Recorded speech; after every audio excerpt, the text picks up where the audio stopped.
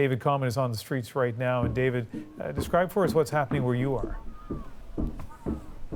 Well, it is the end of a long day after what has been a very long week already, Ian, and you see that protesters by the dozens remain here behind me, behind what is a police line of Ontario Provincial Police officers. Beyond that, there are fence lines, double fence lines that were installed late this evening, separating protesters from the main line of public order unit officers. Those rotate between RCMP, OPP, the Ontario Provincial Police, Quebec Provincial Police, Ottawa Police, Toronto Police over the course of the day, seeing Toronto Police on horseback coming in, pushing through this crowd. But if I bring the camera forward and you see into the distance there, not that far, that is Parliament. And in front of Parliament still, there are trucks and other support vehicles parked there with people who say they are intent on staying in spite of what has happened over the course of today. Dozens of arrests, including those targeting the top leadership of this convoy protest. And we have seen some trucks and other vehicles leave the city, some talking about regrouping outside of it. But what happens tomorrow? That's the big question, Ian, because we have typically seen surges in numbers, reinforcements over the course of weekends when perhaps people are more able to come off work and what have you.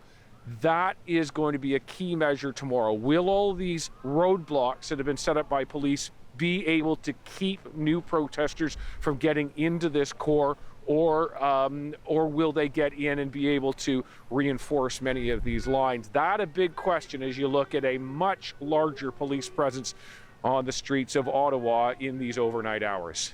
David, one quick follow-up question for you. Where people are where you are, I assume, but let me ask you, they can freely leave, but then are they unable to come back? No, they can get back. I mean, quite to put it bluntly, they can get back if they're on foot.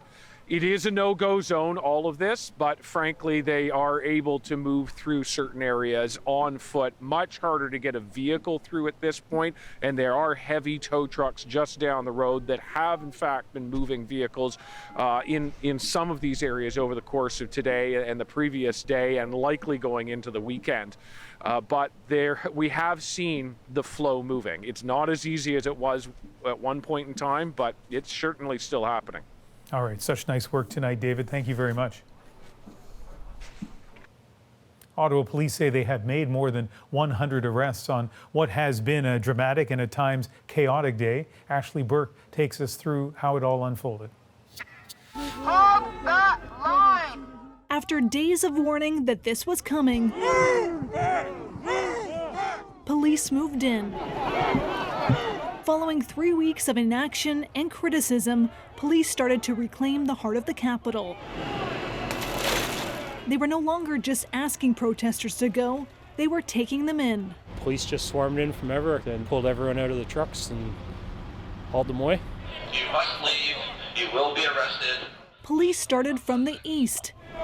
Tactical units, armored vehicles, and multiple police forces methodically pushing the crowd towards Parliament Hill, leaving the back door open for protesters to leave. Oh, Canada! Those who didn't faced arrest. Freedom! One after another hauled out. What are they doing to us, man? The police are holding no integrity. It's just a sad day in Canada. A family with 5 children aged 9 to 18 left in tears. They say their father fell, then was arrested.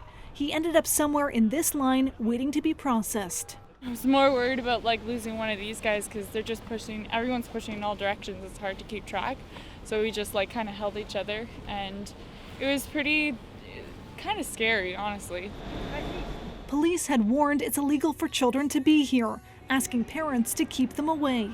It still shocks and surprises me that we are seeing children put in harm's way in the middle of a demonstration where a police operation is unfolding. No fighting! No fighting!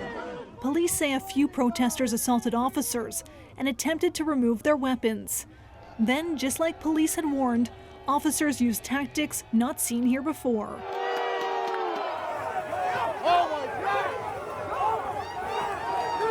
As police kept up pressure and the temperature fell, the crowd thinned out. Many chose to leave.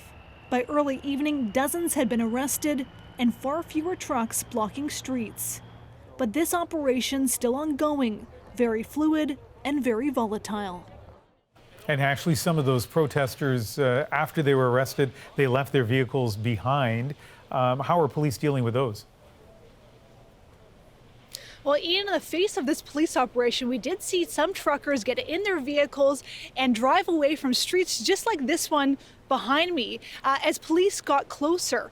We also saw arrests, and in some cases, police showed up on the scene carrying big Ziploc bags with what looked like those they arrested's personal belongings, including keys to their vehicle that they then used to get inside and drive those trucks out, start clearing off roads like this one, which earlier today was packed with vehicles.